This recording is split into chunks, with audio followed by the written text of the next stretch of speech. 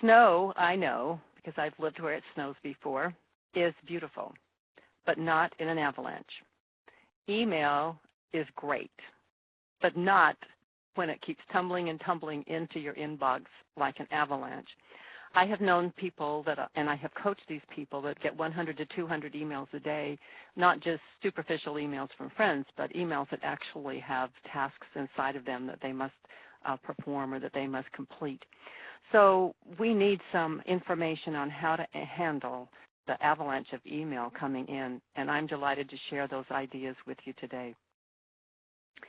First of all, I want to go to this cartoon that I cut out of a paper years ago.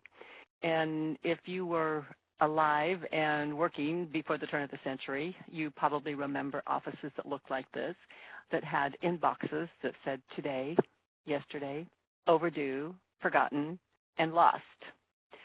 And why I laugh about that now is that your electronic inbox, your inbox in Outlook, has some of the same characteristics. It's overloaded and it looks very cluttered because we have today, yesterday emails, overdue emails, emails that I've totally forgotten about, and emails that are lost, all in the same inbox.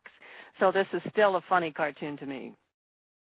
And we all have this inbox paranoia. Even though this looks a little more modern, it's the same concept. We have so many things in our inbox that we have to take care of, invitations to things, tasks, project, and how do you sort and how do you use all of that information?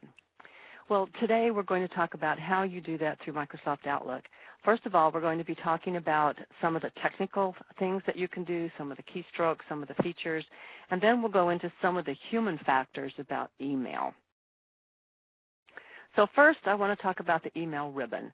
And as I've designed this program for you today, what I'm going to do is give you an overview of what we're doing with the PowerPoint slides, and then I'm going to go live and actually show you how to do it. So you'll have two ways to capture this information and internalize it and help it become part of what you can do.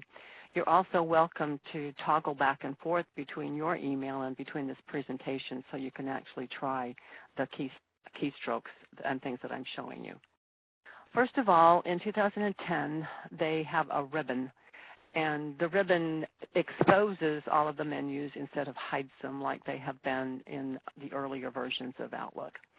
So the first things that you want to do as you look at the ribbon is you want to look at Ignore, Clean Up, Junk, and then we're going to go over to the Quick Steps. And if you haven't learned Quick Steps, you'll be delighted with what they can do for you.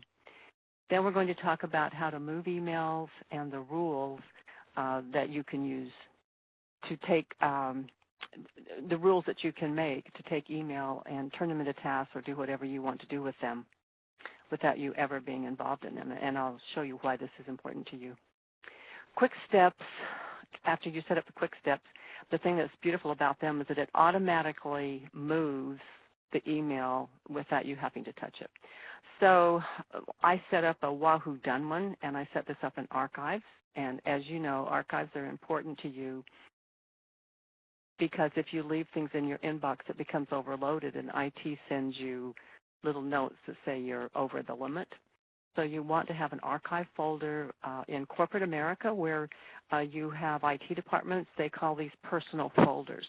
And so if you move them to an archive or move them to a personal folder, then they're not in your inbox taking up space.